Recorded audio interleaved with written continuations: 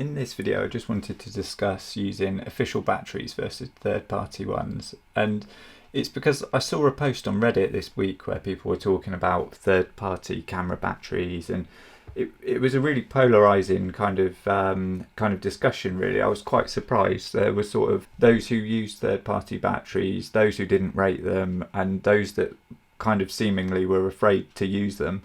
And I just never knew there was such a divide and a loyalist kind of fan base for official batteries. So for context, in this video I've been using DSLR cameras since around 2006, starting with the Canon 350D, and since then I moved on to mirrorless cameras. So I've got quite a range of batteries, and in that time I've used sort of third-party batteries alongside the official ones in pretty much every camera I've ever owned, including Canon, Panasonic, GoPro, Insta360, all kinds of different brands. And I'm fully aware that third-party batteries will never last as long as the official ones, but it's a bit of a gamble on whether you could get a good batch or a bad batch. And I've had a few in the past that couldn't hold a charge for long and they just died entirely. A lot of them were kind of older ones for the GH5 and some for the things like the 600D, and I had a couple for I think the 5D as well.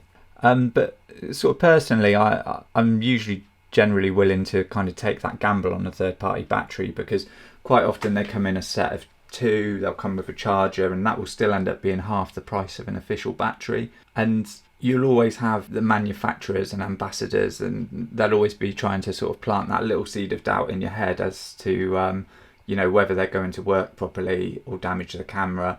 And obviously that's just to keep the sales figures on the official batteries ticking over. And it's just generally a case of, you get what you pay for. So if you pay a little bit more, you've got a bit more peace of mind with, say, an official battery, and you've generally got a little bit more sort of comeback in the after sales process. One thing I will admit about kind of third-party batteries is that I'll generally wait to see how they kind of do in user reviews across a few different seller platforms, obviously taking them with a little bit of a pinch of salt, but I'll always kind of do a little bit of research there.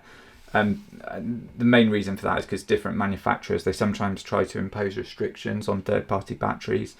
So I don't ever want to be caught in that early kind of alpha beta testing phase of people not being able to use the batteries properly. So I'll always wait for camera firmware to settle down and for the batteries just to be widely used, and there's enough sort of data or information where I can make a decision on that. I was lucky with the latest camera that I got.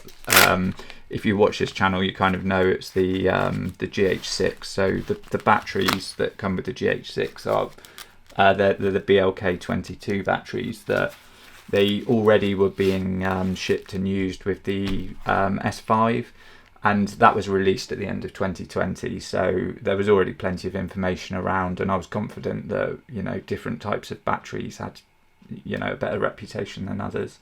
One thing I would never buy a third-party battery for, though, is something like a drone. So I've got a few different drones, and the reason I'd kind of never risk it is just because the batteries tend to be more than just a battery in a drone. So they quite often have firmware updates that you can do on the batteries, and I just need to know that my battery in my drone is never going to fail mid-flight, and I can rely on the battery readout for things like return to home. I just wouldn't, more than anything else, I just wouldn't put other people at risk by using third-party batteries with this. Shooting with a traditional camera is different, because for a crucial shot, sometimes I will make sure I've got the stock battery in the camera just to reduce any risk, but that's a completely different situation. But never in all my time of using sort of third-party batteries, and like I say, it's been for a good number of years now, I've sort of never had a battery that's damaged the camera, or anything like that has actually happened, and I've never seen that outside of reviews. And like I say, generally I just assume that a lot of that is just competitors trying to put people off those batteries and get them to buy a different third-party battery. I might be wrong there, but that's sort of how I've always kind of seen those reviews. Once something's up, it's quite hard to dispute it and take it down. I've found it quite surprising that people were so sort of anti third-party battery when we really use sort of third-party accessories all the time for power. You've got things like third-party battery grips, I use those all the time. I do have some official ones, but also the third-party ones work absolutely fine. We'll run third-party power banks in over USB-C. We'll use things like D-taps, dummy batteries, running those out to like big V-mount batteries. It's, in the grand scheme of things, I sort of feel like, a third-party battery is not the most risky thing you can kind of do with a camera. And I know, specifically with Panasonic, they said with the GH6 they'd taken off the sort of connector at the bottom for the battery grip, which sort of goes there.